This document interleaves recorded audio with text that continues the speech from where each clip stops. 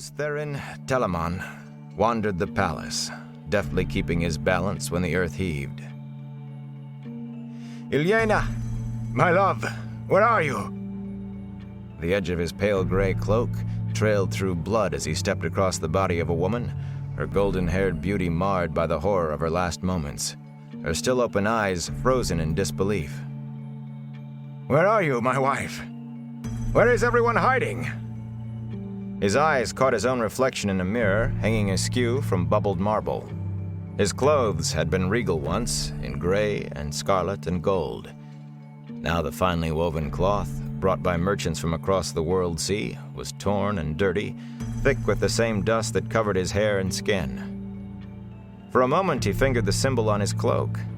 A circle, half white and half black, the colors separated by a sinuous line. It meant something, that symbol, but the embroidered circle could not hold his attention long. He gazed at his own image with as much wonder. A tall man, just into his middle years, handsome once, but now with hair already more white than brown and a face lined by strain and worry, dark eyes that had seen too much. Lews Therin began to chuckle, then threw back his head. His laughter echoed down the lifeless halls.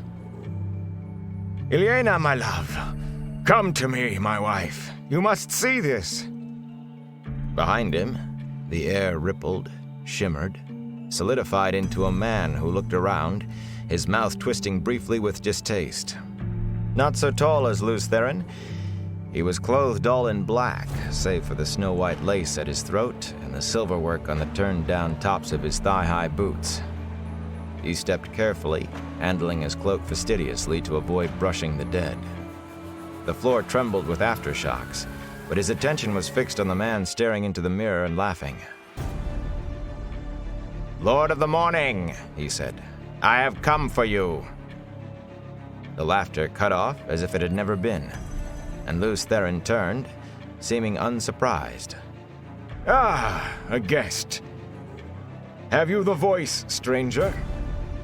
It will soon be time for the singing, and here all are welcome to take part. Ilyena, my love, we have a guest. Ilyena, where are you?" The black-clad man's eyes widened, darted to the body of the golden-haired woman, then back to Lews Therin. "Shaitan take you. Does the taint already have you so far in its grip?" That name, Shai. Lews Therin shuddered and raised a hand as though to ward off something. "You mustn't say that name. It is dangerous." "So, you remember that much at least. Dangerous for you, fool. Not for me. What else do you remember?" "Remember, you light-blinded idiot? I will not let it end with you swaddled in unawareness. Remember!" For a moment, Lews Therin stared at his raised hand, fascinated by the patterns of grime. Then he wiped his hand on his even dirtier coat and turned his attention back to the other man. "Who are you? What do you want?" The black-clad man drew himself up arrogantly. "Once I was called Elan Morin Tedronai, but now, betrayer of hope." It was a whisper from Lews Therin. Memory stirred, but he turned his head, shying away from it. "So you do remember some things?" "Yes, betrayer of hope. So have men named me, just as they named you Dragon. But unlike you, I embrace the name. They gave me the name to revile me, but I will yet make them kneel and worship it. What will you do with your name? After this day, men will call you Kinslayer. What will you do with that?" Lews Therin frowned down the ruined hall. "Ilyena should be here to offer a guest welcome," he muttered absently, then raised his voice. "Ilyena, where are you?" The floor shook. The golden-haired woman's body shifted as if in answer to his call. His eyes did not see her. Elan Morin grimaced. "Look at you," he said scornfully. "Once you stood first among the servants. Once you wore the ring of Telamon and sat in the high seat. Once you summoned the 9 rods of dominion. Now look at you. a pitiful, shattered wretch. But it is not enough. You humbled me in the Hall of Servants. You defeated me at the gates of Paradisen. But I am the greater now. I will not let you die without knowing that. When you die, your last thought will be the full knowledge of your defeat, of how complete and utter it is. If I let you die at all. I cannot imagine what is keeping Elena. She will give me the rough side of her tongue if she thinks I have been hiding a guest from her. I hope you enjoy conversation, for she surely does. Be forewarned. Elena will ask you so many questions, you may end up telling her everything you know. Tossing back his black cloak, Elan Morin flexed his hands. A pity for you, he mused, that one of your sisters is not here. I was never very skilled at healing, and I follow a different power now. But even one of them could only give you a few lucid moments, if you did not destroy her first. What I can do will serve as well, for my purposes. His sudden smile was cruel. But I fear Shaitan's healing is different from the sort you know. Be healed, Lews Therin! He extended his hands, and a light dimmed as if a shadow had been laid across the sun. Pain blazed in Lews Therin, and he screamed a scream that came from his depths, a scream he could not stop. Fire seared his marrow, acid rushed along his veins. He toppled backwards, crashing to the marble floor. His head struck the stone and rebounded. His heart pounded, trying to beat its way out of his chest, and every pulse gushed new flame through him. Helplessly he convulsed, thrashing, his skull a sphere of purest agony on the point of bursting. His hoarse screams reverberated through the palace. Slowly, ever so slowly, the pain receded. The outflowing seemed to take 1,000 years and left him twitching weakly, sucking breath through a raw throat. Another 1,000 years seemed to pass before he could manage to heave himself over, muscles like jellyfish, and shakily push himself up on hands and knees. His eyes fell on the golden-haired woman, and the scream that was ripped out of him dwarfed every sound he had made before. Tottering, almost falling, he scrabbled brokenly across the floor to her. It took every bit of his strength to pull her up into his arms. His hands shook as he smoothed her hair back from her staring face. Elena, light, help me! Elena! His body curved around hers protectively, his sobs the full-throated cries of a man who had nothing left to live for. Elena, no! No! You can have her back, Kinslayer. The great Lord of the Dark can make her live again, if you will serve him, if you will serve me.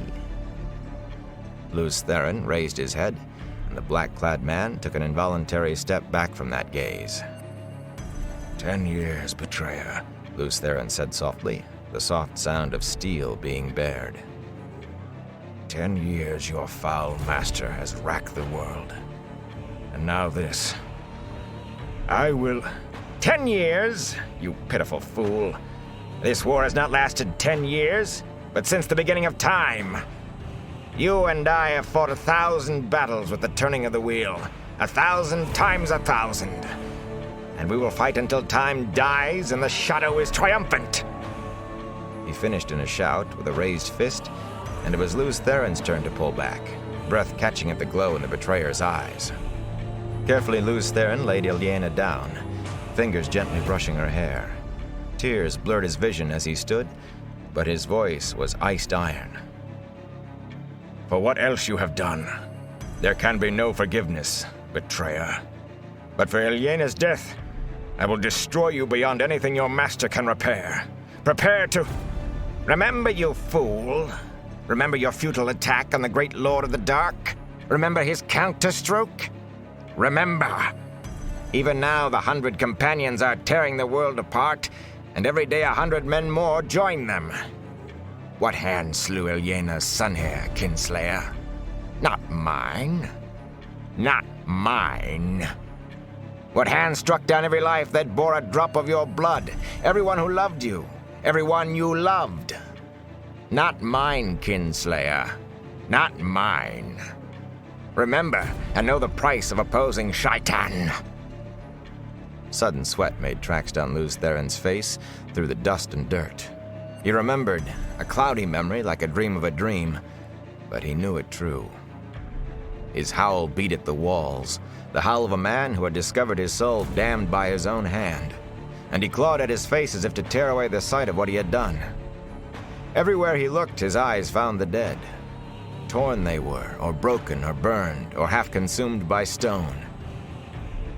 Everywhere lay lifeless faces he knew, faces he loved, old servants and friends of his childhood, faithful companions through the long years of battle.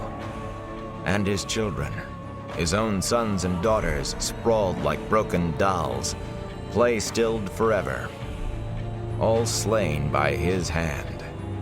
His children's faces accused him, blank eyes asking why, and his tears were no answer. The betrayer's laughter flogged him, drowned out his howls. He could not bear the faces, the pain.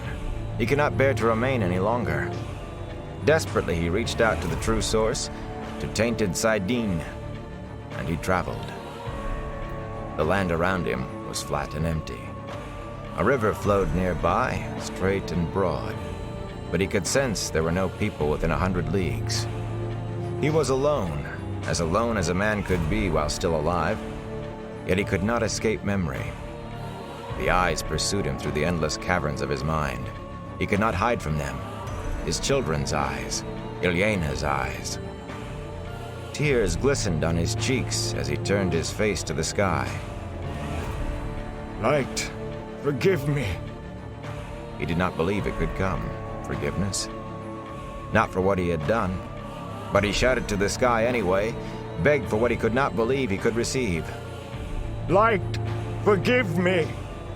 He was still touching Sidene, the male half of the power that drove the universe, that turned the wheel of time, and he could feel the oily taint fouling its surface, the taint of the shadow's counterstroke, the taint that doomed the world. Because of him.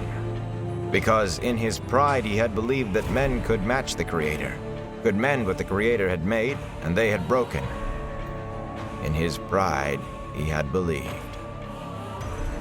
He drew on the true source deeply, and still more deeply, like a man dying of thirst. Quickly he had drawn more of the one power than he could channel unaided. His skin felt as if it were aflame. Straining, he forced himself to draw more, tried to draw it all. Light, forgive me! Ilyena! The air turned to fire, the fire to light liquefied. The bolt that struck from the heavens would have seared and blinded any eye that glimpsed it, even for an instant. From the heavens it came, blazed through Lews Therin Telamon, bored into the bowels of the earth. Stone turned to vapor at its touch. The earth thrashed and quivered like a living thing in agony. Only a heartbeat did the shining bar exist, connecting ground and sky.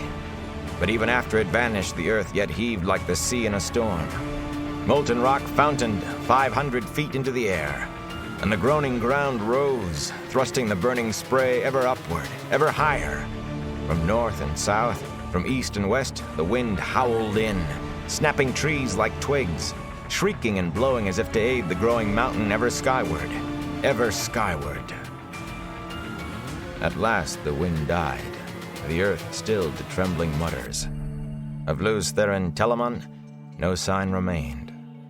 Where he had stood, a mountain now rose, miles into the sky, molten lava still gushing from its broken peak. The broad, straight river had pushed into a curve away from the mountain, and there it split to form a long island in its midst. The shadow of the mountain almost reached the island. It lay dark across the land like the ominous hand of prophecy.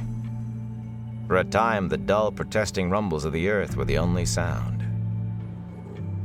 On the island, the air shimmered and coalesced. The black-clad man stood staring at the fiery mountain rising out of the plain, his face twisted in rage and contempt. "You cannot escape so easily, dragon. It is not done between us. It will not be done until the end of time." Then he was gone, and the mountain and the island stood alone, waiting.